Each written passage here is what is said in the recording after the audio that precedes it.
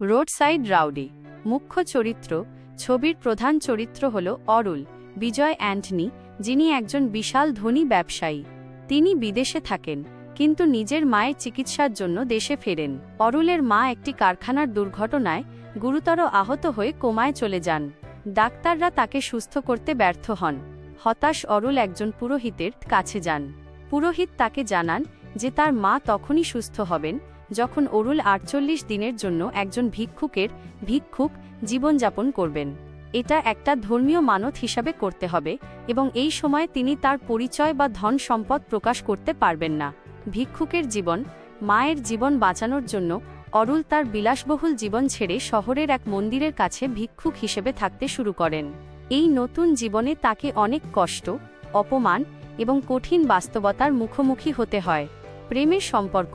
ভিক্ষুক থাকাকালীন তার সাথে মাগি ঝিনি, সাতনা টাইটাস নামের এক দয়ালু মেয়ের পরিচয় হয়।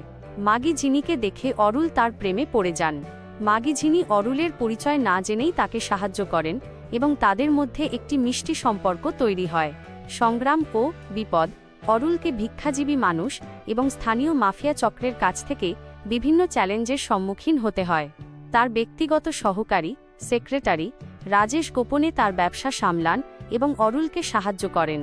কাহিনীর সমাপ্তি। বহু কষ্টের পর ৪৮ দিন পূর্ণ হয় এবং অরুল সুস্থ হয়ে ওঠা তার মাকে দেখতে হাসপাতালে যান। তার মা সুস্থ হয়ে ওঠেন। মাগি ঝিনি যখন অরুলের আসল পরিচয় জানতে পারেন, তখন তিনি প্রথমে ধাক্কা খান, কিন্তু পরে তার ত্যাগের জন্য তাকে সম্মান জানান এবং দুজনের মিলন হয়। ছবিটি দেখায় কিভাবে একজন ধনী ব্যক্তি আত্মত্যাগ ও সংগ্রামের মাধ্যমে জীবন এবং মানবতার প্রকৃত অর্থ বুঝতে পারেন। এই কাহিনীর উপর ভিত্তি করে রোড সাইড রাউডি ছবিটি তৈরি হয়েছে। এটি মূলত ত্যাগ, সংবেদনশীলতা এবং নিঃস্বার্থ ভালোবাসার একটি গল্প।